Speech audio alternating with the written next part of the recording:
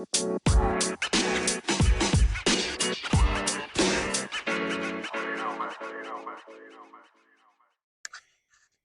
and compute, what is up?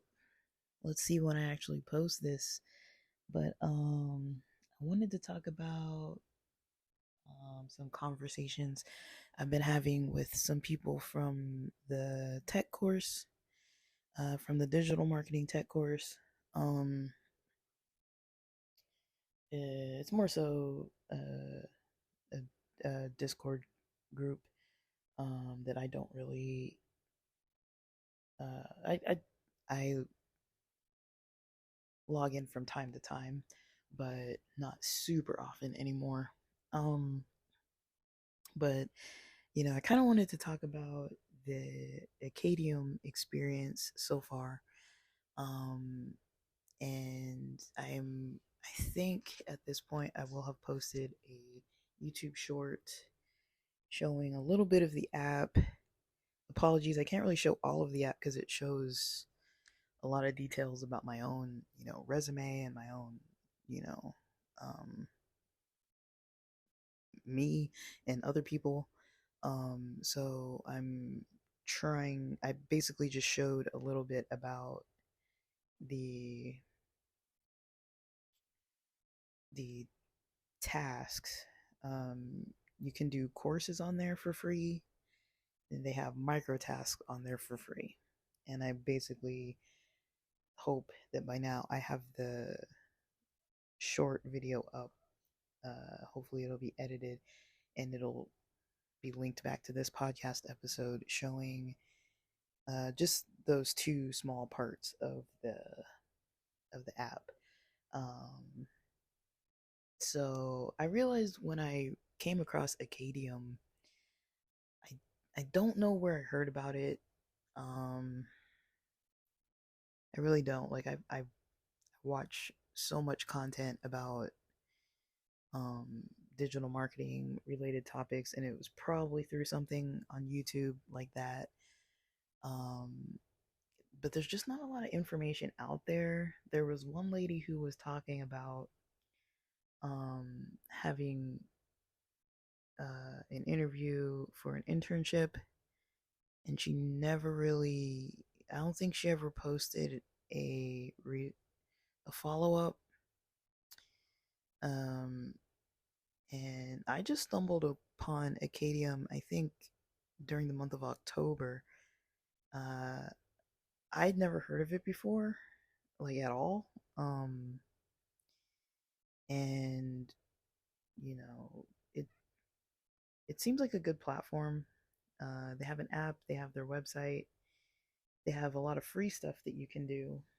And so I'll just say, for people who are jumping into tech, one thing that I'm noticing that a lot of people are noticing is, everyone's saying the same thing, entry level jobs are requiring you to have like 3 to 5 years or 2 to however many years of experience, right?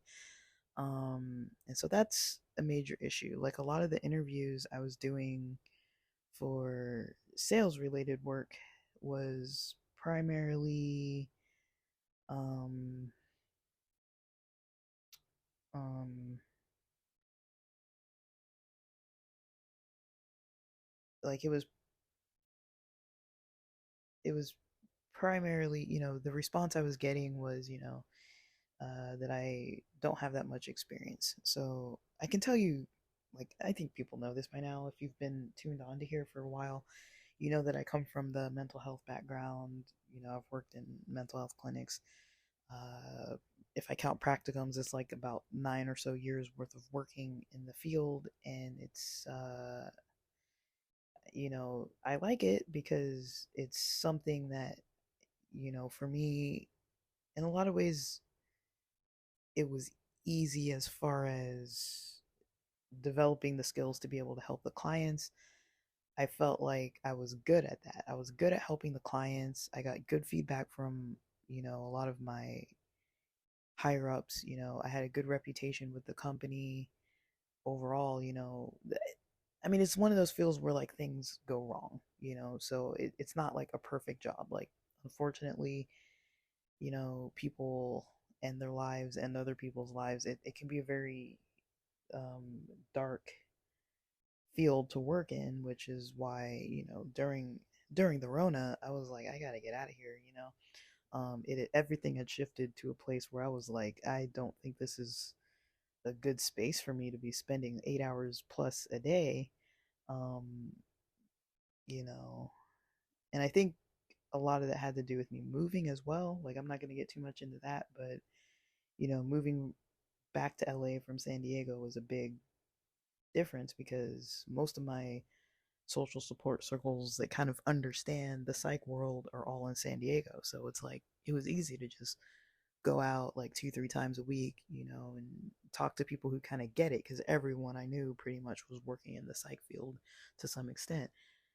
Versus in LA, my life in LA is not like that. Like I have friends in LA, but everyone LA is different from San Diego. You can't just go have coffee. Like, am I really gonna drive like 90 minutes in traffic to just go grab a coffee real quick, paying like $20 parking and then driving all the way back home for that? It's like versus in San Diego, everyone I know lived like 15 to 20 minutes apart, so you could just easily meet up on the fly. Everyone I know, and not everyone, other than the people I know who live in my immediate city, most people are spread out. Um, and so it's just a different environment, a different culture. Um, People I know here, everyone kind of moved back home to LA, so everyone's kind of like doing their own thing, kind of like hustling, getting things like reset, and working on the next phase of their life. Like versus in San Diego, everyone I know is established in psychology and pretty much only in that field, and everyone's pretty recently licensed and like moving up in the psych field. And I was like, that's not for me, so I gotta get out of here and do something else. um so that's kind of some background on that, how I ended up kind of getting into this tech route. I always found myself, even when I have, when it was between grad school programs or, practicum programs, or whenever I had like more free time, I found myself always like engaging in these projects online and stuff. And that's kind of where most of my interest was. Like, outside of the psych field, I was like, well, I have this other interest over here that I'm not pursuing at all. So I was like, let me just pursue it because it's the only other thing I really want to pursue. Um, and I might as well because if I'm practicing it on my own, like at least I have some background in it over the years with little projects like, logo design, web design, all the way up to like, a lot of blogging, podcasting, obviously. You guys know about that. And then um like e-commerce, like um and I do like the aspect of sales. It really does kind of tie everything in together with digital marketing. Like the combination is great. But I want to talk about Acadium more. Um, I don't have anything negative to say, but I was just noticing there's not really a lot of information out there, and a lot of people who are trying to get into the tech world are really struggling to, find work. I know the tech sales course that a lot of people took seemed like a lot of people were getting hired quickly, and they highlighted a lot of people. Like, I'm not saying that they lied. I'm not saying that the course lied. I'm not saying that at all. But I think, you know, coming from like a maybe statistical perspective, when you have a whole ton of people flooding into a boot camp for one field, and you have like hundreds of them, I don't know if it's thousands, but hundreds of them, you're going to have a lot of people getting employed because there's hundreds of them that are newly trained that are finding work. That makes sense to me because there's so many of them. And, the boot camp now has a reputation. Like, the last place I interviewed at told me that they had interviewed someone else from the same boot camp, and they're like, yeah, the same, they gave that person the same response. Like, I feel like you need more experience. And the reason why I mentioned, being from the mental health world, you know um there's a lot of overlap. There's a lot of, like, you don't really prospect for clients necessarily. You're not really doing all that research. Usually they walk into the door needing help, or someone refers them, and then you have to do like a screening process. And there's a lot of like, um, you know, the intake process that takes a while.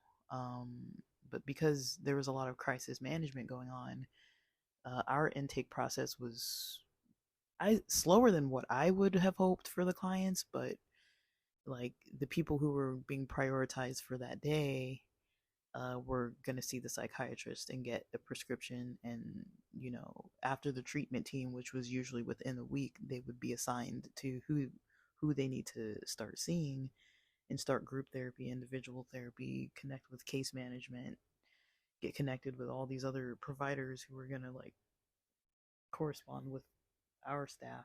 We would all collaborate with people all over, clinics all over San Diego. Everyone was collaborating on the same cases sometimes, um, between hospitals, crisis centers, like everything. So we kind of had like all these records, and uh, it was just the whole thing. But um, there was that kind of aspect of like working with clients, kind of like having to provide a service. You weren't really pitching it too much because they came in needing you. Like, it wasn't like we were ever at a point where, not that I remember, where we were like trying to find clients because we needed more clients.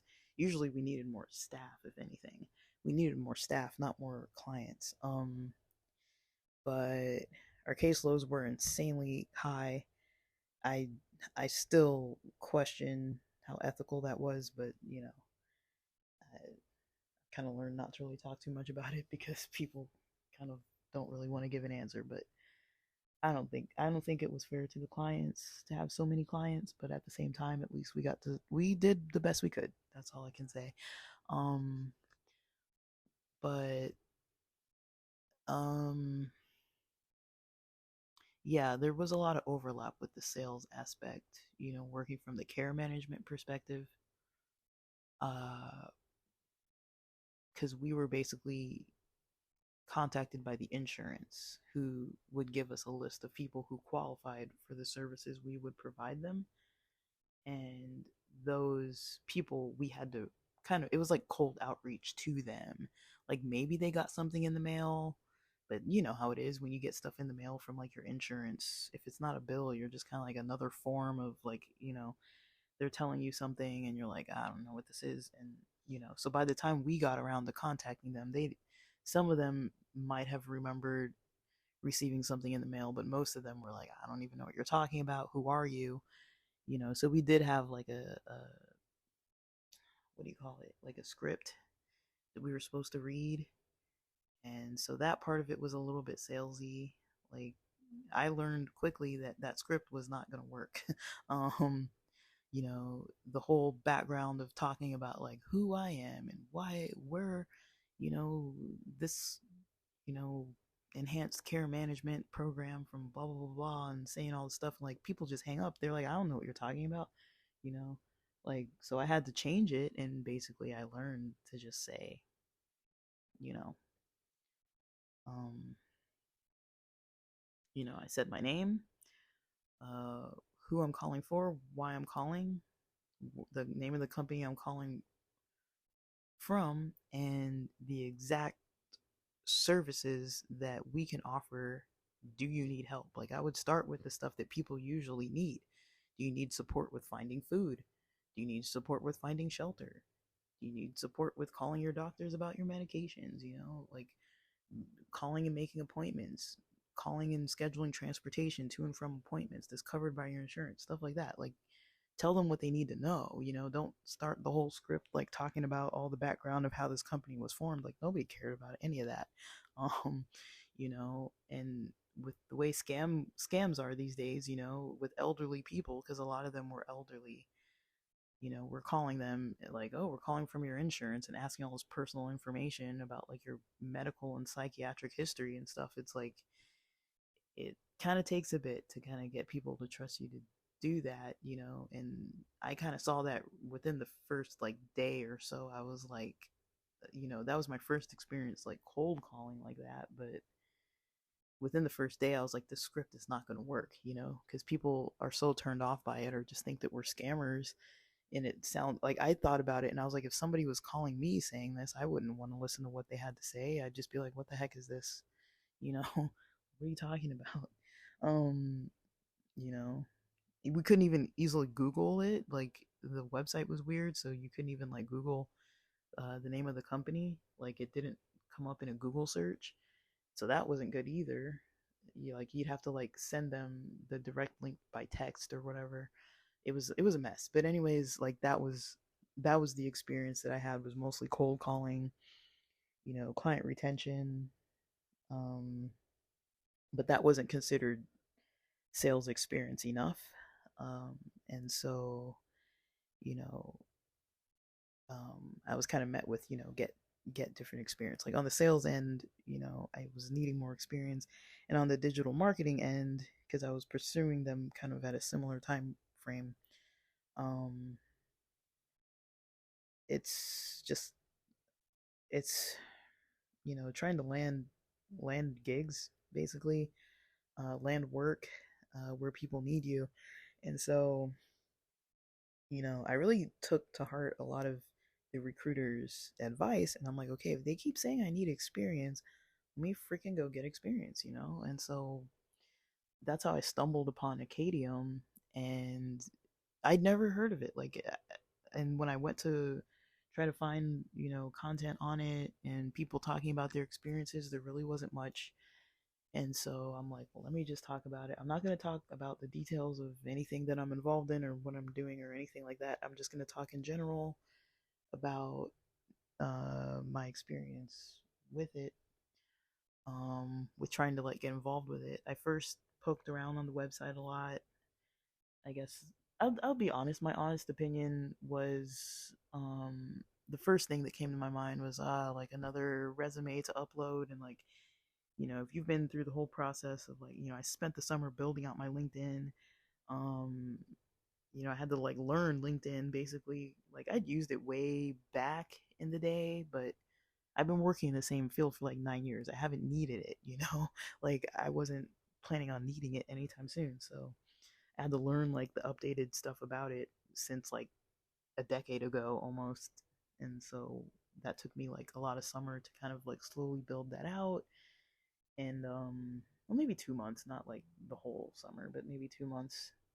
And then, to learn about like, how to get eyes on your account just organically.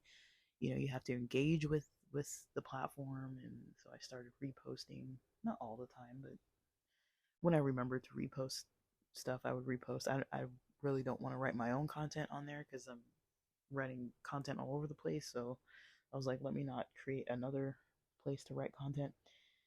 Built out my LinkedIn like the bootcamp recommended. Um, um, and then, the instructor for the digital marketing, he kind of seemed to go off on his own route, promoting his own new courses, his new course that just came out, and then talking about his, upcoming plans, and trying to talk a little bit about the digital marketing course through the boot camp. But he seemed to kind of be veering way more towards his own thing, which is fine. I'm not knocking it. Everybody's got to do what they're doing, what they need to do. Um, so he went his route, and I've kind of seen, like, I follow his content. I followed him even before he was the instructor, even before I was engaged with this boot camp. Because, like I said, I've been involved online for a while now doing projects. So I found his content like way back in the day, and I liked it, and I, would pop in and out with his content. So I was very familiar when I saw him, in the boot camp. I was like, oh yeah, this guy's like a famous YouTuber and like has a popular course and everything. Um, and so I respect his work. It sounds like, people who come out of his course, quite a few of them say that they've obtained SEM roles, um, I believe. and they talk about that process. I think it was him who, I think it was his course that people had taken, but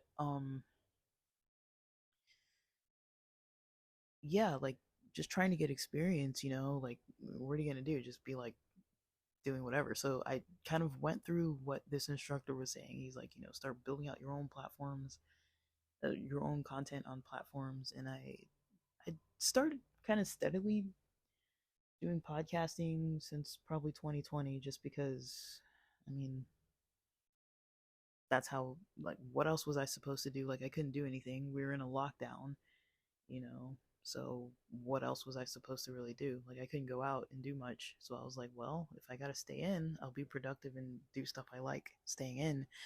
And so I learned about podcasting, and there's still not a lot of information actually out there about podcasting as well. That's something else I'm noticing. There's a lot about e-commerce, about drop shipping, about um, online stores.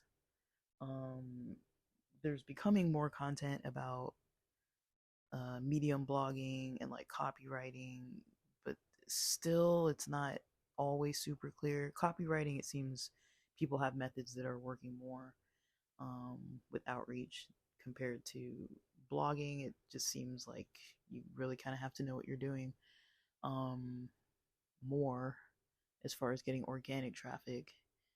I mean, if you're talking paid traffic, I've dabbled with paid traffic, and it definitely makes a huge difference.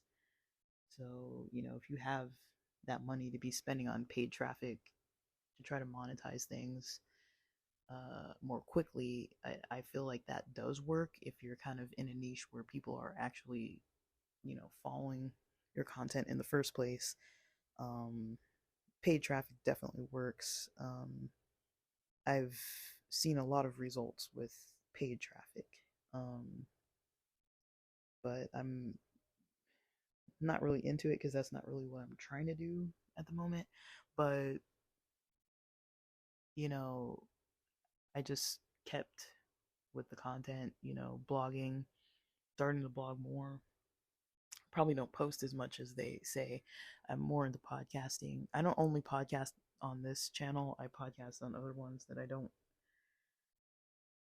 It just kind of depends what I'm talking about.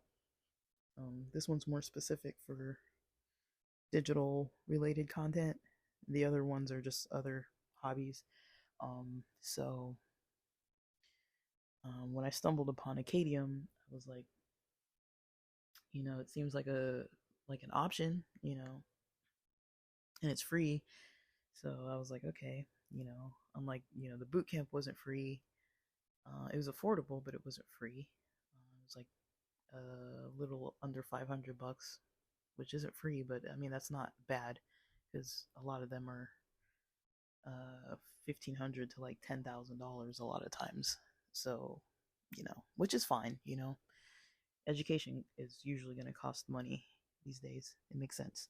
Um, but yeah, once I got a better understanding with Acadium and got my profile built out on there and kind of saw that they had some free courses, looked through some of the free courses, I was pretty surprised to know that a lot of what the bootcamp taught was pretty on point with the free courses, but you can still do them.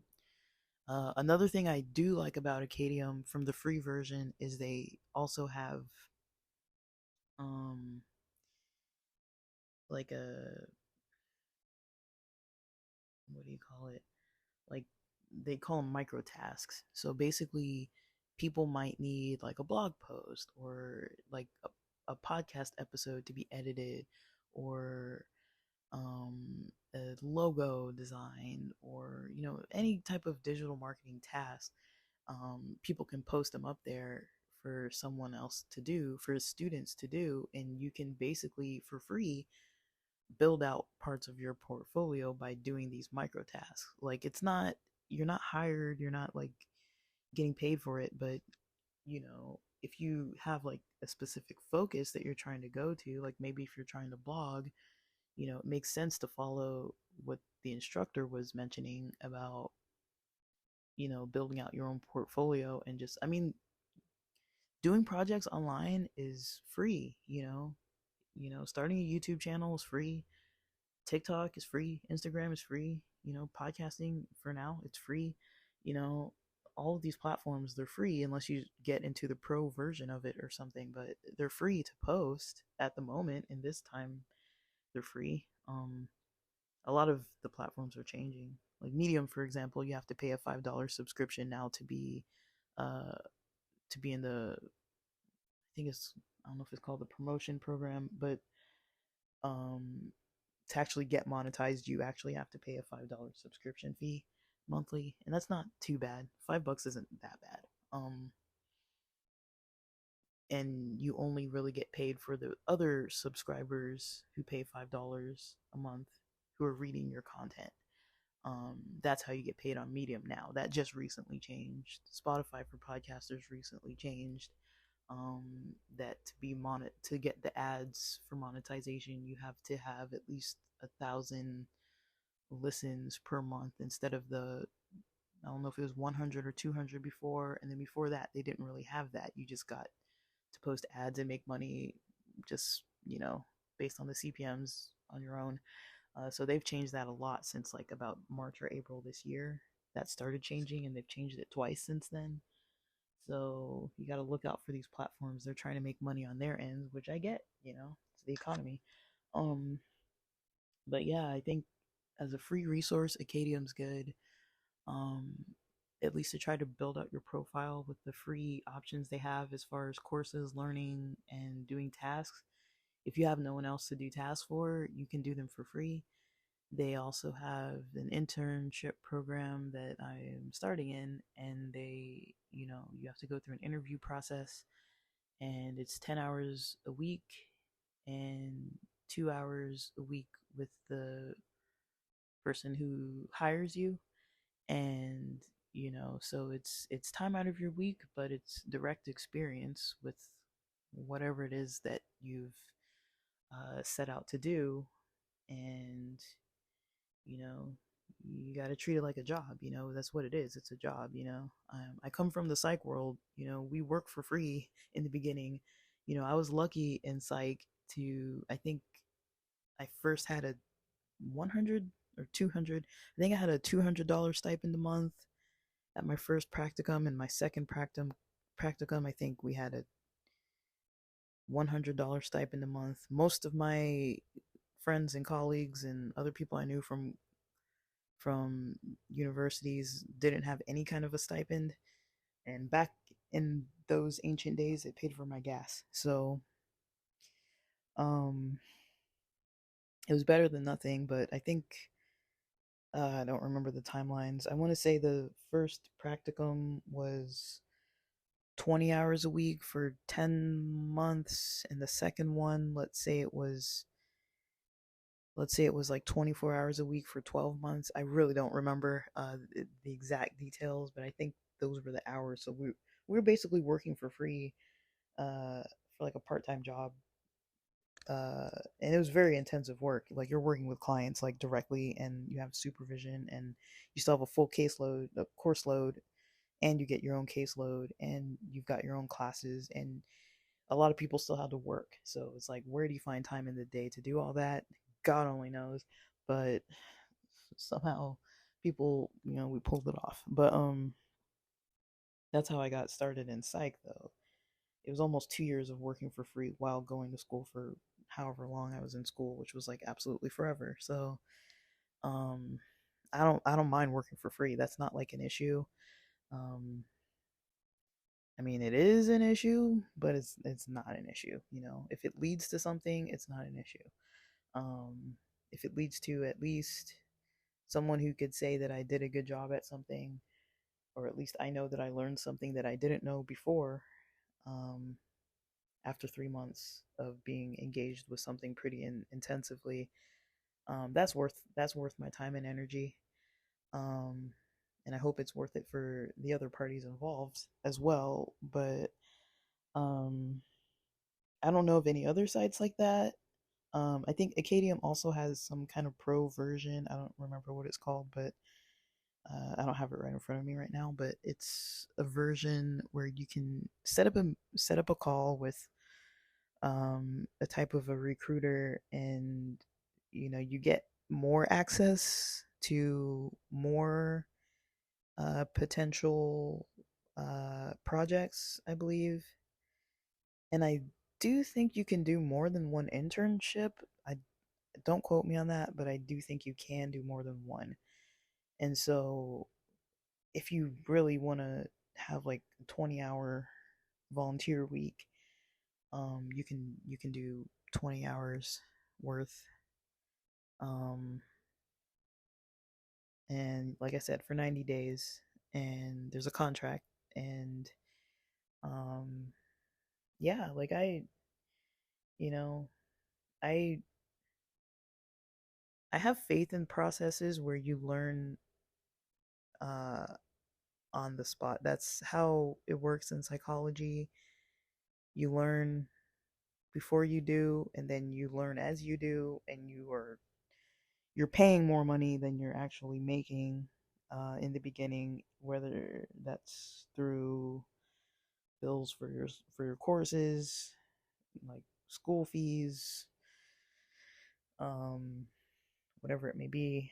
I mean, we're in a day and age where you can like drive Uber Eats and or drive Uber, or take like jobs that, yeah, I'm not saying they pay like great, but it's like you don't have to like have a job where your hours aren't flexible at all.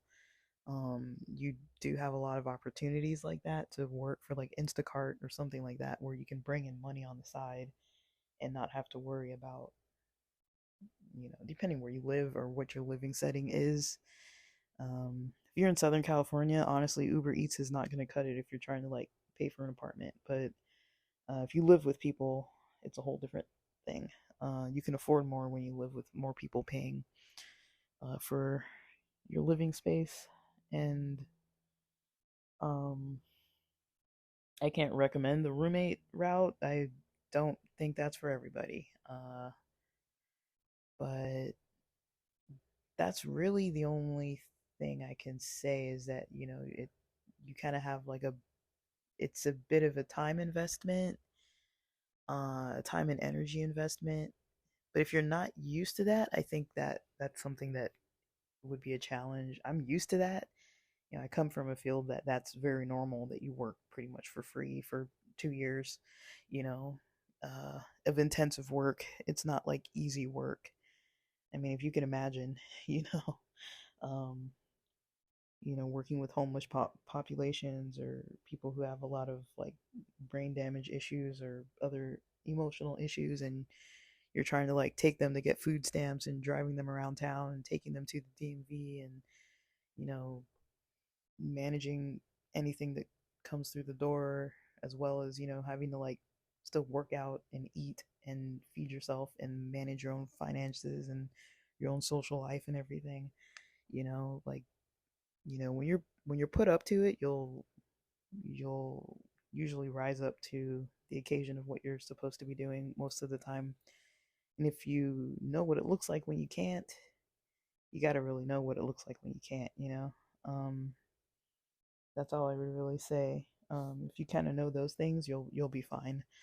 But like, it's fine to be stressed, but you don't want to be like stressed to the point where you're like not functioning, or not able to recover during a weekend period of time. If you get to a point where you can't recover over a 2-day weekend, things probably aren't balanced enough.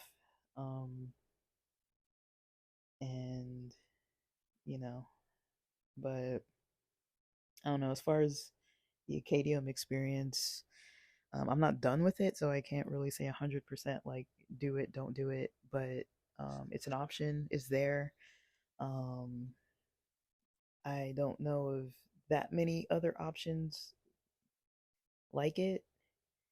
Um, I don't know of other platforms like it where you can just that aren't like super saturated. It doesn't feel to me like it's super saturated. Um, the swiftness of the responses and things are uh I don't feel like I was waiting that long. I don't remember how long I waited Um, I don't even think it was 2 weeks. Um, Maybe a week. I really don't know the timeline. I'd have to look back at the emails. But I want to say like a week. Um, and I don't know any other way to start an internship faster. Because usually if you go through like they do have them on LinkedIn and Indeed, but it's almost just like job applications where you don't know how long they're going to take to reach back out to you. I feel like Acadium was faster. That's just my experience. I don't know. And, with the job market and the tech market and the economy as it is, things saturate pretty quickly. So I'm just wanting to post this for people from the boot camp because I know people are looking for routes. This might be a route that might work for people, just to get a foot in the door somewhere. Um, Even if you're not doing an internship, you can still uh, get involved in projects through the micro tasks. At the very least, you can just do that for free, and you can take the courses on there for free. A lot of people were saying that through the boot camp, there's only two people that at least are on YouTube who have explained, their process of getting work through the digital marketing side of things. If you compare it to the sales side of things, like definitely there is a huge difference there. But um, I think with digital marketing, really the only way to really learn is to do the tasks. Like you learn the nonsense that's involved with TikTok. If you're trying to run a store on, if you're trying to run a Shopify store and promote your ads on TikTok and everything's getting banned, they don't teach you that in the courses. They're like, oh, like, yeah, use TikTok for social media. And, you know, if you're with e-commerce and starting a Shopify store, you can like post ads on TikTok and you can create ads using CapCut. And like, yes, you can. This is all true, but do you know how to get around the bans of every stupid thing? They ban everything. TikTok is pretty strict.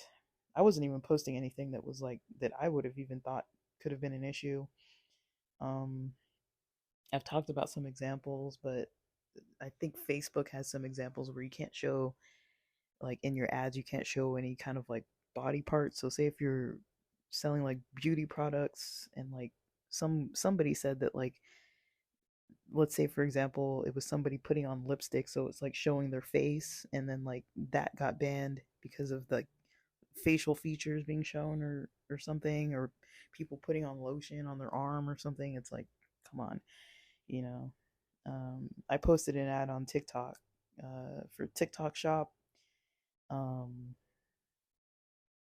I started using TikTok Shop for a Shopify store, and just like something that I was posting had the color silver. That was the color. It was silver colored, but it took me like probably an hour and a half to figure out that the ad was getting banned because they thought I was trying to sell silver, and you're not allowed to sell things like diamond, silver, gold. You're not allowed to sell that. But I was like, no, it's the color silver. So I had to like put the name, I put silver color, and then that got accepted. It's like things like that that you would never know or you would never think about. Um, so, um, yeah, you kind of have to do it just to learn.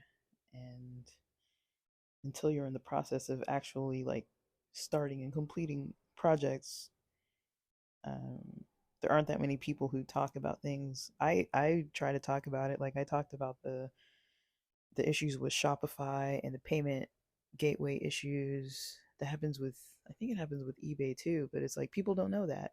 If you're drop shipping through, shipping through China, you know, I think you have to have more than half of your products placed in the US, shipping from the US. If you have 10 products you're selling and only four of them are from the US and six of them are from China, then that means the majority are from China, meaning that PayPal is going to hold your money for 180 days. It's like, it's almost half a year, you know? It's like, how are you going to run your drop shipping company if they're holding all your money? You know what I mean? For fraud protection and things like that.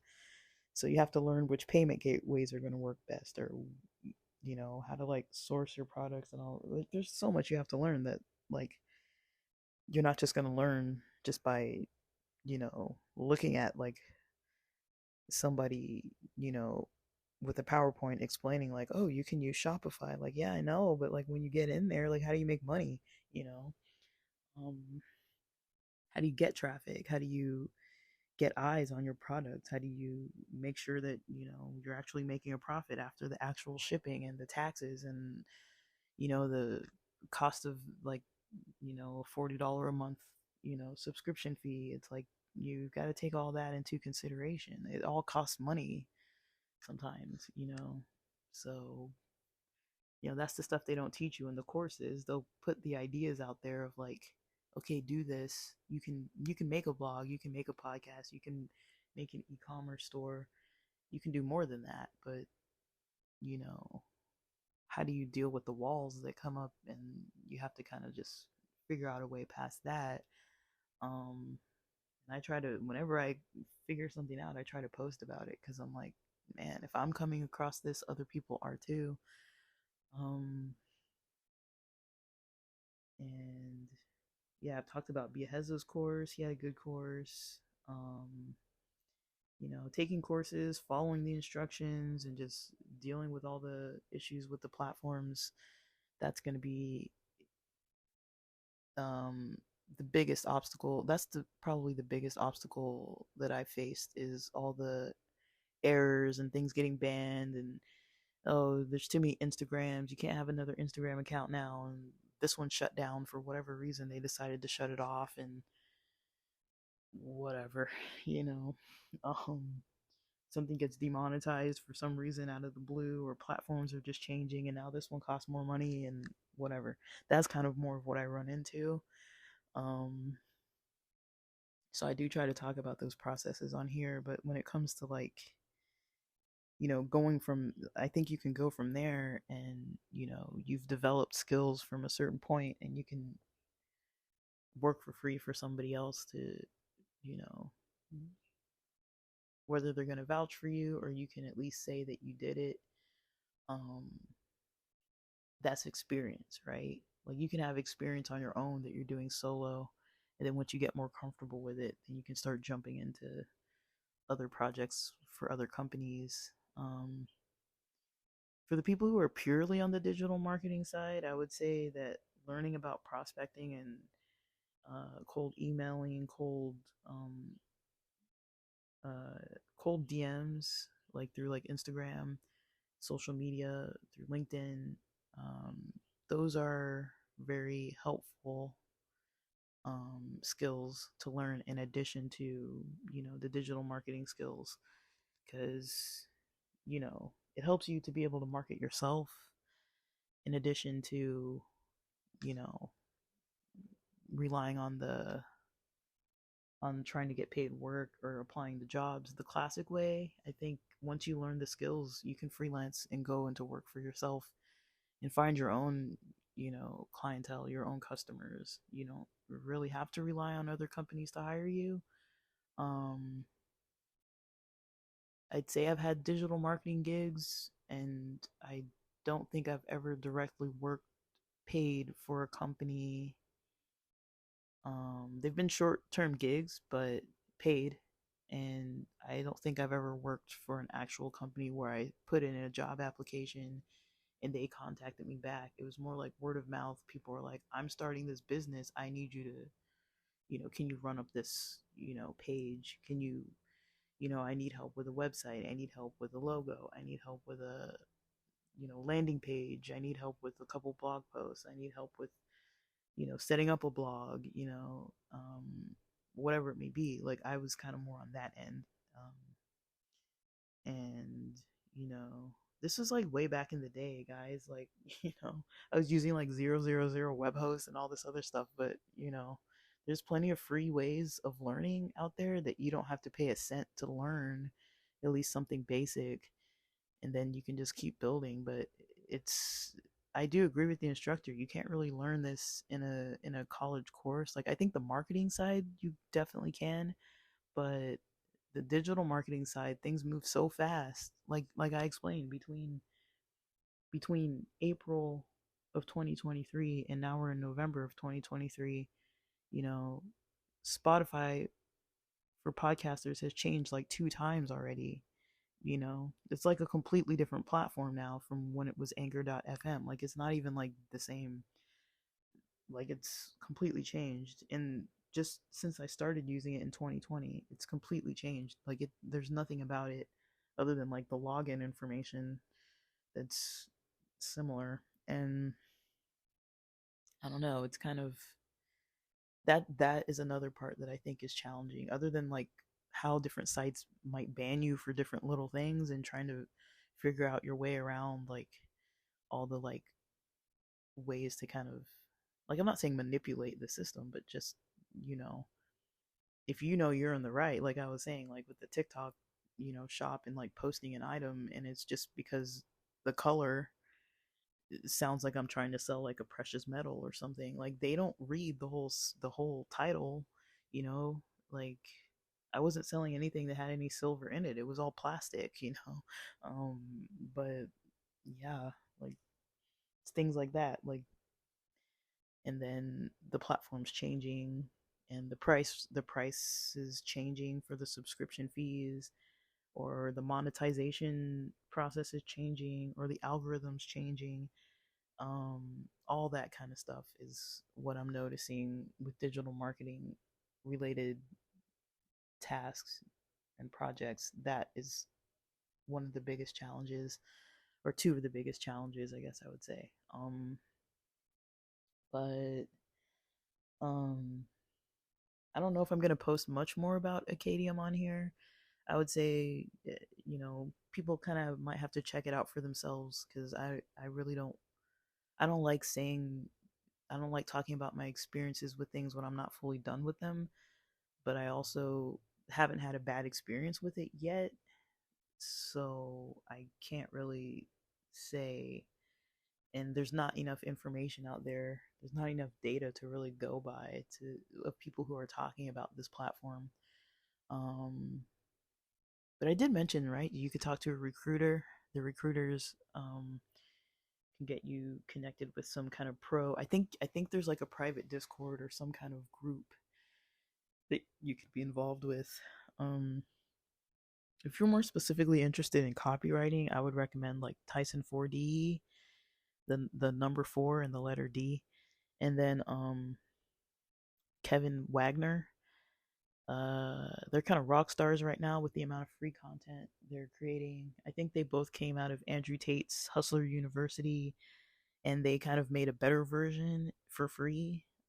If you follow the steps, you do get some kind of results. I'm not going to say that you're at the point where you're making like 10,000 a month, like within a day or whatever, but learning cold emailing and doing the prospecting, and within a niche that and learning how to write SEO content and other types of content, and learning how to create ads, whether it's the templates for the emails or the actual wording, and trying to like promote your services. Like, it definitely works. It definitely works. I think it might also depend on the niche that you're in.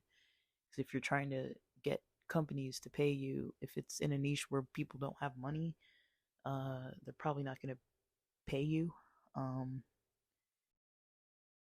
or if it's in a niche that where they might not really need you that much to be writing that much like email copy, you might not have a lot of work. So a lot of people are going in the direction of like fitness, personal development. A lot of that's helpful for the new year too.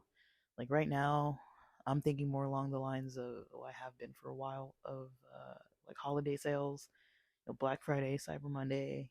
That's kind of like where I'm at with it. Um, just kind of going in that direction, selling services for a little bit cheaper, just because everyone's doing everything at a discounted rate. So why shouldn't I? Um, and then, you know, getting more eyes that way, and you know considering the trends that are just kind of going on culturally. um I'm not talking about like political stuff necessarily, but the trends, like, you know it's going to be Thanksgiving, it's going to be Christmas, it's going to be Hanukkah, it's going to be the New Year. Fitness is a good one for the New Year. um, I'm pretty sure there's a lot of personal trainers out there that need landing pages and all kinds of, sales funnels and things like that. Like, if you can do that kind of stuff, and create case studies and have some form of a portfolio, like, you can build that really quickly if you just sit down and do it. You got to just sit and do it. Turn off everything else. Like, I agree with what Tyson said, like, gotta get off the video games and get off of YouTube and Netflix and all that, and just sit and freaking get the work done. And you'll have, in no time, you will have a lot of content. You'll have a lot of examples, case studies. Um, you can get plenty of case studies going through Acadium if you go and you just do a bunch of micro tasks. If you do like one micro task even a week, you'd already have four within a month. If you do two in a week, you'd have eight within a month. If you do three within a week, that's 12 within a month. You could already have 12, you know, pieces of content for, a case study to put towards your portfolio and promote what you're doing. I mean, I'm not saying that, it's not stable. Relying on digital marketing companies to hire you does seem more stable, but at the same time, like everyone's mentioning, it's harder to get hired. And a lot of times the ones who do want to hire you don't really want to pay you that well. Like, living in LA, if you're making, or even Southern California in general, if you're making under like $40 an hour, you're probably not going to be able to afford anything. um I mean, I've mentioned it before, like, it's really hard to find apartments in a non in a less competitive range under $2,000. Like, you could probably find something 700, 1,700, 1,800, maybe 1,500. That's kind of pushing it. I'm talking studios. I'm talking studios in Southern California, guys. Like, it's not pretty. Um, but if that's what you got to do, you got to do those numbers. If you're making $15 an hour, that's not going to pay your rent. If you have a car, gas is super expensive. Um, I don't need to get into it. You already know. Like, I don't have to tell you, but I'm just saying, like, depending where you live, you can't live off of what some of these places want to pay you. But sometimes you have to take it and not think about it like, this is what I want to live off of. You're thinking of it like, I have to build my career from here. Like, there are plenty of fields where you build from the bottom up. You're not handed like a six-figure job, right when you graduate. You're not like in engineering or nursing or some fields where it's like, yeah, you grind in school, but you've got a little bit of a quicker route to a direct high-paying job, versus, or even high-paying internships, versus, in some fields, you just really got to work your way from the bottom up.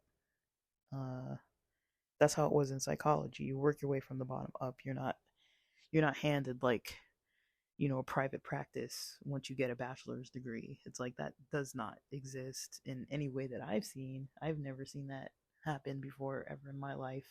I've never heard about it either. There's not even an ethical version by which people can do that. I don't think, but at least not in the US. You might be able to do like life coaching or some kind of personal development thing along those ends pretty quickly. But also, if you can't market your services, or if you're not part of like some kind of program that markets your services, I don't really know how that's going to work. If you don't know how to market your own self, then you're going to be stuck having to, apply for jobs that other people post, basically. Um, so I would say, you know, that's a good skill to learn. In addition to digital marketing, like tasks and projects, learning the actual, methods of marketing your services, getting traffic to your services, building an email list, even if you're doing it from scratch, like scraping emails off of LinkedIn or wherever the heck you're scraping them off of, you know, Facebook or whatever. Um, learning how to do that, learning how to use CRM software, learning how to email blast if you really have to do it that way. Once you have a list, and there's a lot that goes into it if you're doing things for yourself, and it's a pretty steep learning curve, you know. Uh, I think a lot of times when people, we got to pay attention to, a lot of. I'm not saying that the courses lie or that the boot camps lie, but they're not going to be interviewing people and posting them on YouTube saying like, oh, it took me like over a year to get work and I had to build and scrape off of this thing and do all this. Like, they're going to talk about the people who did it fast, they got the high paying job fast, because that's how you market your boot camp.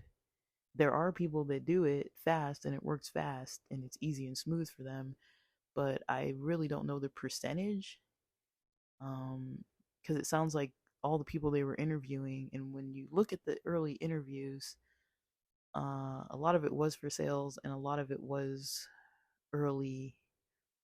IT seems to be the next, uh, with Josh.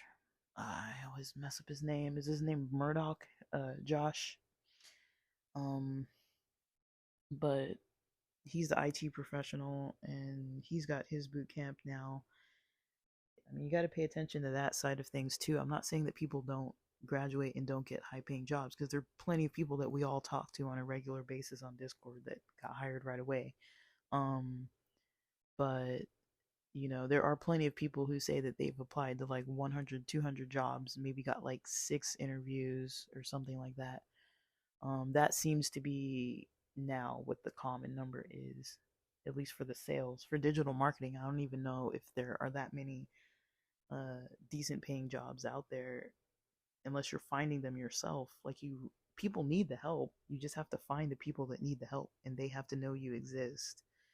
Um, I mean, I'm not saying don't go on Indeed or ZipRecruiter or LinkedIn and apply that way, but um, I think it's beneficial to learn the skills to market your own services. You can start up your own agency once you kind of have things settled for yourself, um, and you know what you're doing, and you can train others to do the same thing.